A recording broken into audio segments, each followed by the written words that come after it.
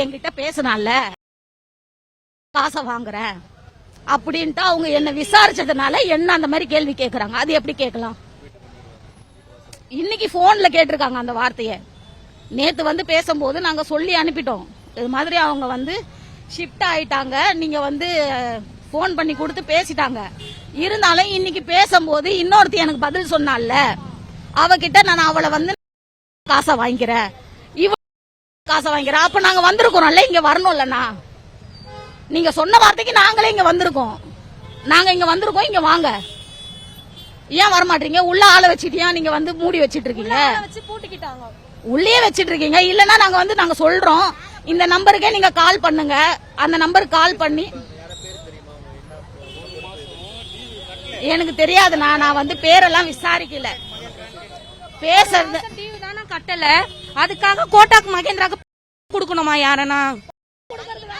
அப்புறம் எதுக்கு அவங்க கஸ்டமர் லோனு போட்டு தராங்க? போட்டு தந்துட்டு இவ்வளவு வார்த்தை பேசணுமா? கட்டலன்னா பரவாயில்ல, கட்டுறாங்க கஸ்டமர் கரெக்டா. ஒரு மாசம் ஒரு 5 நாள் டிலே ஆனாவா இந்த பிரச்சனை? எங்களால கட்ட முடியாத பட்சத்துல நாங்க எப்படி வேணாலும் கட்டுவோம். ஆனா நீங்களே விட்டு கட்டுறேன்றீங்கன்னா அப்ப நீங்க புரோக்கர் வேலை பாக்குறீங்களா, இல்ல என்ன வேலை நீங்க செய்யறீங்க? எங்களுக்கு அதுக்கு பதில் தெரியணும்ல.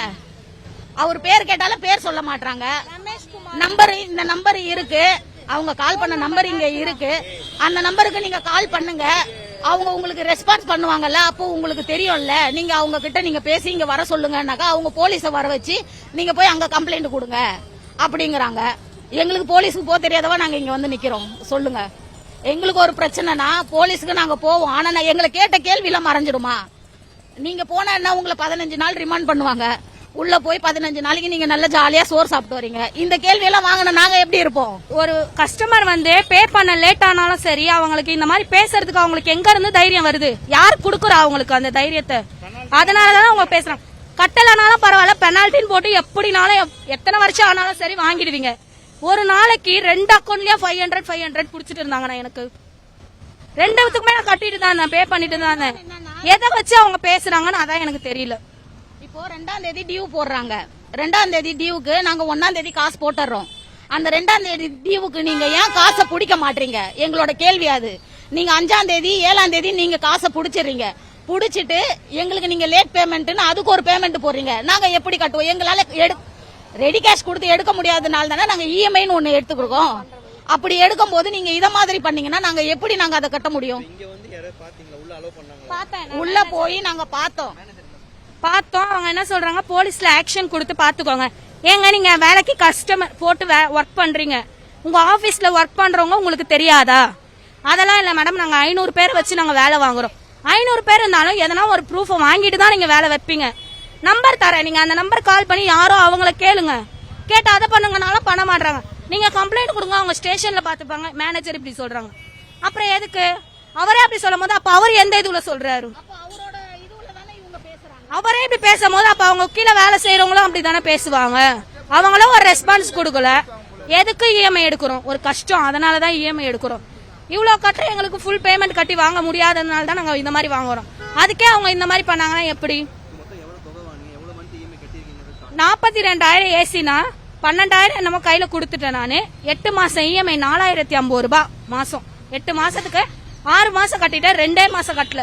7வது மாசம் அவங்க பேசினாங்களேன்றதுக்காக தான் நான் இஎம்ஐ கட்டல, இல்லன்னா நான் இஎம்ஐ கட்டிருப்பேன். அதாவது அந்த 7வது மாசம் அவங்க பேசினாங்கல்ல, அப்போ பேசும்போது நாங்க அங்கேயே வந்து கம்ப்ளைண்ட் கொடுத்துட்டோம். கொடுத்து அங்க இருந்த போலீஸ்காரங்களே வந்து காலை வாங்கி இவங்க பேசினதெல்லாம் ரெக்கார்டு இருந்துச்சு, அவங்க கிட்ட நாங்க போட்டு காமிக்கும் போது அவங்க என்ன பண்ணாங்க, அந்த ரெக்கார்டை கேட்டுட்டு கால் பண்ணி அவங்களே கேட்டாங்க, யார் பேசுனாங்களோ அவங்க இங்க வரணும், அப்படி வந்தா மட்டும்தான் இந்த இஎம்ஐ பணம் வாங்க முடியும், அப்படி இல்லாட்டி நீங்க இந்த இஎம்ஐக்கு நீங்க வந்து போன் பண்ணக்கூடாது அப்படின்னு சொல்லிட்டு அங்க இருந்த போலீஸ்காரங்க பேசிட்டாங்க. பேசினதுக்கு அப்புறம் ஒரு காலுமே கிடையாது. இப்போ ஒரு 2 மாசமா கால் பண்ணிட்டு இத மாதிரி நாங்க பேசினது தப்பு. நான் வந்து டிசம்பர் மாசமே இங்க ஆபீஸ்க்கு வந்தேன். வந்துட்டு எனக்கு 3 மாசம் இஎம்ஐ இருந்தது. அப்ப நான் வர சொல்லி நவம்பர் காசு, நவம்பர் மாசம் வந்தேன். வந்துட்டு நான் என்ன சொன்னேன், எனக்கு ஃபுல்லா க்ளோஸ் பண்ணிடுங்க, க்ளோஸ் பண்ணிட்டு எனக்கு லெட்டர் கொடுங்க. இல்ல மேடம் நாங்க பண்ண முடியாது, அன்னைக்கே பண்ணிருந்தாலும் எனக்கு இவ்வளவு பிரச்சனை இல்ல, பண்ணாம விட்டுட்டு நீங்க பெனால்டி வாங்கணும், அது வாங்கணும், இது வாங்கணும், உங்க இஷ்டத்துக்கு பண்ணிட்டு பேசுவீங்களா? அன்னைக்கு க்ளோஸ் பண்ணிருந்தா நான் என் வேலையை பார்த்துட்டு போயிருப்பேன். நீங்க பேசுறதுக்கு தான் நாங்க இருக்கோமா? செய்திகளை உடனுக்குடனும் துல்லியமாகவும் தெரிந்து கொள்ள சப்ஸ்கிரைப் பண்ணுங்க.